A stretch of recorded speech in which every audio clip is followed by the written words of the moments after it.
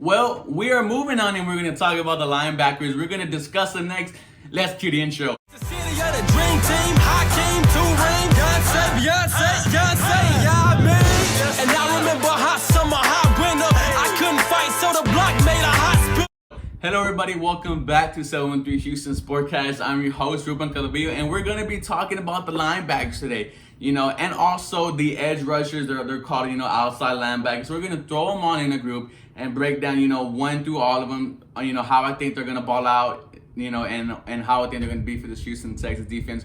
So let's start off with the captain of this defense, of the linebacking core, Bernard McKinney. Bernard McKinney is somebody who is fantastic against the run, and that's one of the reasons why I don't fear, Derrick Henry when he comes to Houston, because Bernard McKinney is always there. He's very good against the run. The thing about Bernard McKinney is he's absolutely horrible against the pass. And when you play against, teams that, that the running backs could come out in the backfield and catch passes, that absolutely scares me. And then you have to look, the Chiefs just drafted one. The Ravens just got J.K. Dobbins. The Vikings got Dalvin Cook. The Packers have Aaron Jones. The Bengals got Joe Mixon. All running backs who can make plays in the backfield and pass catching. Bernard McKinney is not good in pass coverage. Quarterbacks have had a perfect pass rating against him. He's allowed 6 to 8 touchdowns. He has no pass defense, no interception. He's a non-factor in the pass game, and that's what really scares me, because the NFL is changing. If this was 10 to 15 years ago, Bernard McKinney would have been one of the best linebackers in the NFL.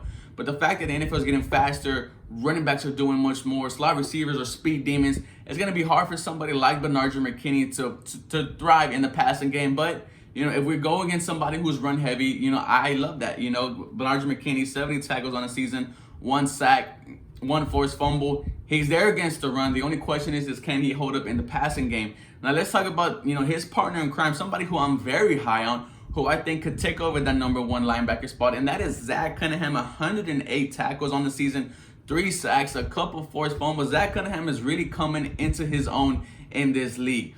And, and he's not that much better at pass coverage, but he's serviceable, right? You're not going to pick on him as much as you're going to pick up Bernard McKinney. I think Zach Cunningham is an absolute monster. You've seen him have games of 10 tackles, games of 14 tackles, an absolute game record. I think he's going to come into his own and be one of the best linebackers in the NFL. He was I think 3rd or 4th in tackles this season.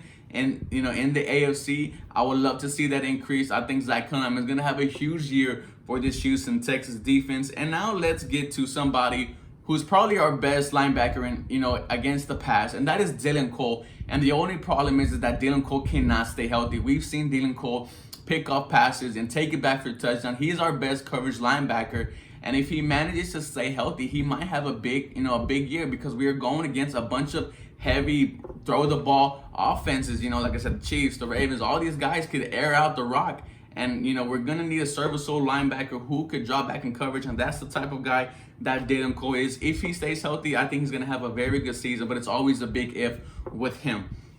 Now, moving on to the edge rushers, the outside linebackers, we're going to go with, the guy who had a very good season, Whitney Mercilus, 7.5 sacks, 5 or 6 forced fumbles, 2 interceptions. The first 5 weeks, Whitney Mercilus was looking like a defensive player of the year candidate. 5 sacks, 5 forced fumbles, 2 interceptions. And then when jjwatt got hurt, that's when you saw Whitney just disappear. And that's why I think that if jjwatt has a healthy season of PlayStation games, this defense is going to be absolutely fine, because Mercilus can get to the quarterback. And he's very okay against the run. Could be a little better, but we just paid him a buttload of money, so he needs to ball out. I think if jjwatt's healthy, Mercilus can come in and just absolutely feast. We've seen him have seasons of 10 sacks, seasons of 12 sacks. I'm excited to see what he does after we gave him a boatload of money. He really has something to prove. Now, moving on to the other side, we have, Jacob Martin. Jacob Martin, edge rusher. He's not going to do anything against the run. He's going to be against the pass. His speed is what gets him to the quarterback. He could have easily had 7 to 8 sacks if he didn't just run right past the quarterback, or the quarterback stepping up into the pocket. But Jacob Martin was rarely used last season, and you have to give, you have to blame Romeo Crennel for that. There was, I think, Pro Football Focus, they did something that if Jacob Martin was there for almost all of the snaps, he would have at least had 16 sacks projected. You know, so I'm very excited for what, you know, Jacob Martin does. If you listen, you know, if you follow Texans Thoughts on Twitter, he just did a YouTube page. He loves Jacob Martin, absolutely loves Jacob Martin.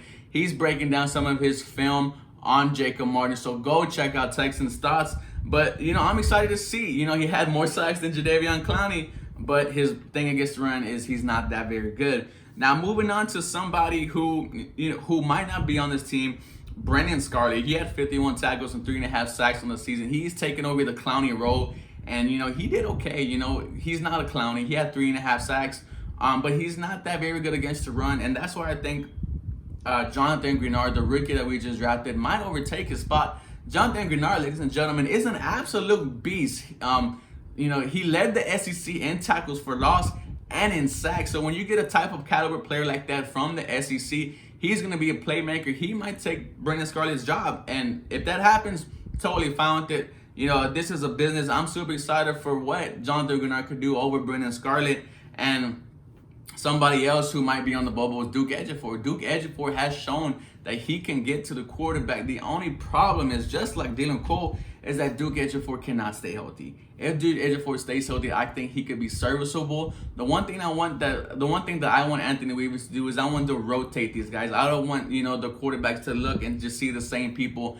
I want things to be exotic, like Anthony Weaver says himself. But overall, I'm very excited for this linebacker core, and I'm very optimistic. I think that if all these guys could stay healthy, this is going to be a pretty good core. Quick shout out to Young Arigo, Texas Unfiltered. They're now with Pro Football Network, or Pro Football Focus, one of those. I'm sorry, I just forgot the name.